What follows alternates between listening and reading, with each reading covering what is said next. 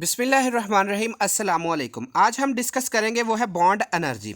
तो bond energy को हम डिफाइन कैसे कर सकते हैं? The amount of energy required to break 1 mole of bonds of a particular type so as to separate them into gaseous atoms is called bond dissociation energy और simply bond energy। तो अब energy की वो मिकदार जो हमारे पास 1 मोल जो है वो बॉन्ड जो कि किसी खास कंपाउंड जो अंडर कंसिडरेशन हो, 1 मोल उस कंपाउंड के जो एटम्स हैं या मालिक्यूल्स हैं उनको ब्रेक करने के लिए, उनको एटम अगर मालिक्यूल हैं तो उनको हम एटम्स में सेपरेट करने के लिए जितनी एनर्जी हमें रिक्वायर होती है उसे हम क्या कह देते होते हैं कि ये हमारी क्या है, बॉन्ड एनर्जी होती है। बॉन्ड एनर्जी को जो है वो हम मैयर कैसे करते हैं? किलो जॉल पर मोल में। अब एग्जांपल में हम इसके साथ एक फैक्टर भी डिस्कस कर लेंगे और एग्जांपल भी हम डिस्कस कर लेते हैं। वो ये है कि क्वेश्चन भी हमारे पास एक शॉर्ट क्वेश्चन भी एग्जामिनेशन पॉइंट ऑफ व्यू के हिसाब से ये पूछा जा सकता है कि जो बॉन्ड एनर्जी है इज़ द एवरेज वैल्यू, के एक्सप्लेन करें कि बॉन्ड एनर्जी किस तरीके से एवरेज वैल्यू। तो उसमें मैंने जो यहाँ पे एग्जांपल ली है वो एग्जांपल हमारे पास ये है कि CH4। तो हम जानते हैं कि ये एवरेज कैसे है, ये हमने अब कैलकुलेट करने की कोशिश करनी है।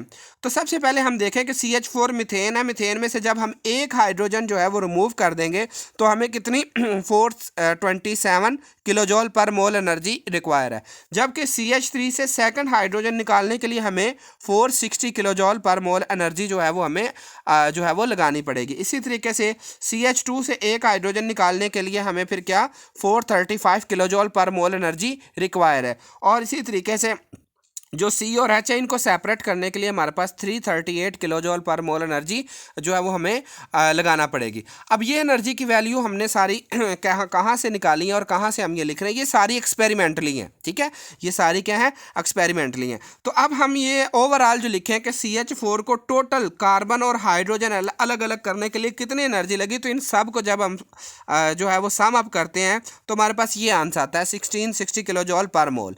तो अब हम यहाँ पे एवरेज निकालना चाहें तो एवरेज कैसे निकालेंगे? देखें कि हमारे पास यहाँ थे 4 हाइड्रोजन, हमने उनको स्टेप वाइज रिमूव किया है। तो अब हम समझना चाहते हैं कि अगर हम इसको अब हम लिखेंगे कौन सी, जब हम कोई एक्सप्लेनेशन बयान कर रहे होते हो, किसी टॉपिक को एक्सप्लेन कर रहे होते हो, तो उस वक्त हम कौन सी एनर्जी जो है लिखते होते हैं? जब मोर देन 1 एटम्स जो हैं वो एक मॉलिक्यूल में जो मौजूद होते हैं, जिनको हमने सेपरेट करना होता है या जो निकालने होते हैं, जैसे कि यहाँ पे 5 एटम है, तो अगर 2 हो तो वो और साहब वो तो सिंपल सी है, पता चल जाएगा कि ये 2 एटमों को हमने निकाला तो ये इतनी एनर्जी। जैसा कि अब एग्जांपल में हम देखें, अब 2H के एटम है, जब आप इनको सेपरेट करते हैं 2H एटम्स में आप इसको सेपरेट करते हैं, ये मॉलिक्यूल है, ये एटम्स हैं, तो आपको तकरीबन 436 किलो जॉल पर मोल एनर्जी रिक्वायर होती है। तो ये तो सिंपल सी बात होगी कि हमने 2 एटम्स जो थे मिलकर एक मॉलिक्यूल बना रहे, हमने उनके एटम बनाए।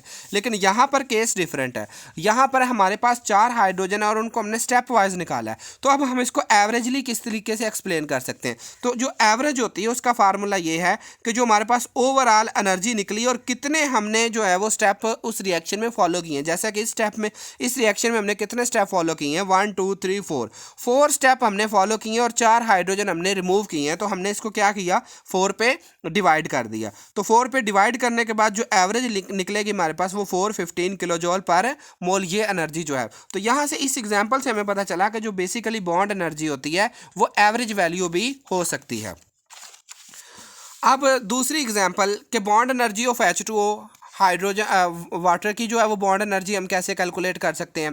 देखिए अब यहाँ पे हम देखें कि हमें कितनी एनर्जी, ये एक्सपेरिमेंटली जो है वो ये एनर्जी है 926 किलो जॉल पर मोल ऑफ एनर्जी हमें रिक्वायर होती है वाटर में से 2 हाइड्रोजन और ऑक्सीजन को सेपरेट करने के लिए। तो अब हम मालूम करना चाहते हैं कि एवरेज कितनी लगेगी। मतलब ये कि जब हमने H2O को पहले किस में, H में चेंज किया प्लस OH में चेंज किया।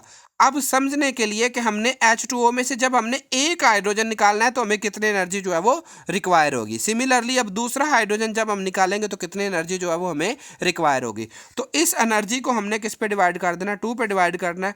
तो 463 किलो जॉल पर मोल एनर्जी जो है वो एक हाइड्रोजन को निकालने के लिए यूज़ होगी। अब फैक्टर अफेक्टिंग बॉन्ड एनर्जी, या बॉन्ड एनर्जी किन फैक्टर से इफेक्ट होती है, या कौन से फैक्टर ऐसे हैं जो बॉन्ड एनर्जी को इफेक्ट करते हैं, वो हम अब देखते हैं। सबसे पहले आ जाता है size of atom. Greater the size of atom greater is bond length, greater smaller is the bond energy. कि जितना एटम का साइज बढ़ता जाएगा, जितना एटम का साइज बढ़ता जाएगा उतनी उसकी बॉन्ड लेंथ बढ़ती जाएगी और उतनी उसकी एनर्जी जो है वो कम होती जाएगी। यहाँ पे हम एग्जांपल कंसीडर करते हैं, जैसे कि HF हाइड्रोफ्लोरिक एसिड, इसकी बॉन्ड एनर्जी हाइड्रोजन और फ्लोरीन को अलग करने के लिए 569 किलोजूल पर मोल है।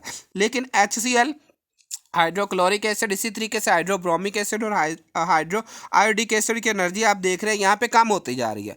तो यहाँ पे हमें कैसे पता चला कि सबसे पहले अगर हम आयोडीन को देखते हैं तो आयोडीन का साइज सबसे बड़ा है, उसके बाद ब्रोमीन आती है और फिर तीसरे नंबर पे जो है वो क्लोरीन आती है और फिर उसके बाद जो है वो फ्लोरीन आती है। तो इसका मतलब ये है कि आयोडीन का एटॉमिक साइज सबसे बड़ा है, इसकी बॉन्ड लेंथ सबसे ज़्यादा है।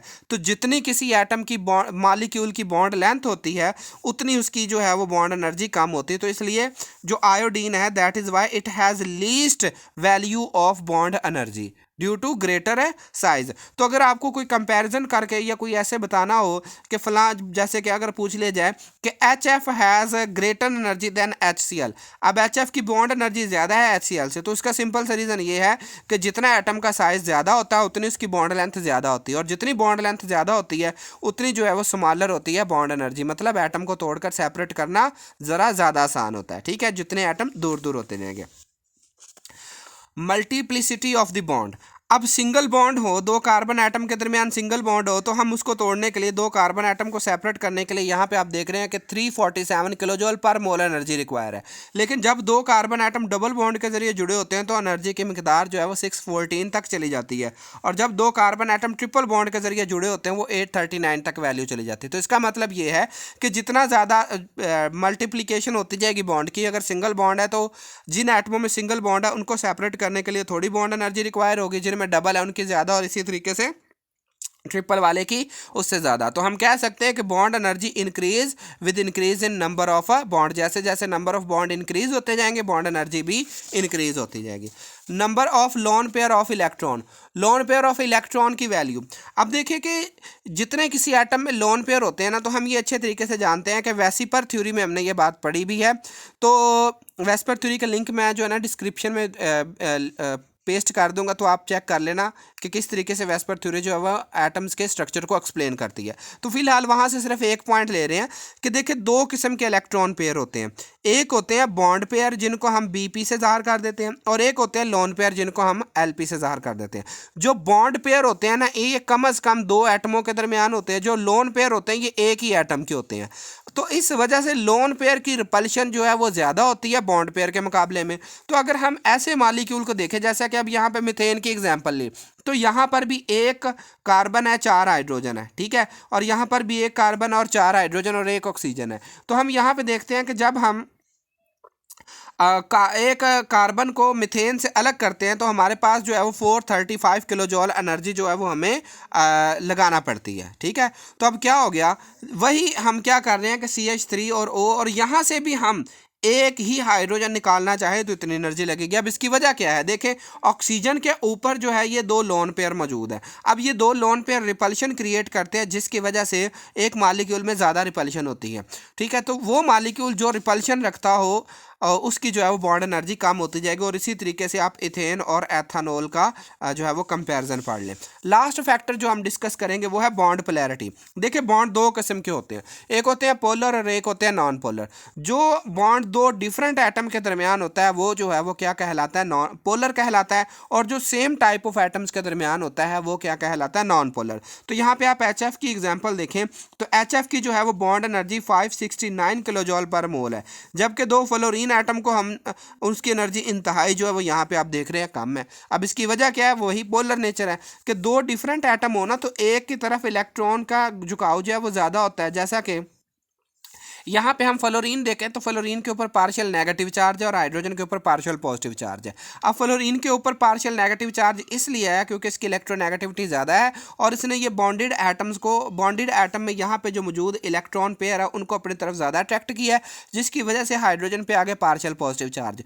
तो पार्शियल पॉजिटिव चार्ज और पार्शियल नेगेटिव चार्ज रखने वाले एटम्स की डेफिनेटली जो है वो स्ट्रॉन्ग बॉन्डिंग होती है और जितनी ज़्यादा बॉन्ड स्ट्रॉन्ग होगा उतनी ही बॉन्ड एनर्जी ज़्यादा होगी। जबकि यहाँ पे क्या है, दोनों दोनों एटम इलेक्ट्रोनेगेटिव हैं, तो लिहाजा इसके ऊपर भी जीरो चार्ज, इसके ऊपर भी जीरो चार्ज। क्यों? क्योंकि ये वाला इलेक्ट्रॉन पेयर ना इधर को मूव करेगा ना इधर को मूव करेगा, जिसकी वजह से क्या होगा कि ये जो बॉन्ड है टोटली प्योर जो है वो नॉन पोलर होगा, इसलिए इसको कम एनर्जी रिक्वायर होगी।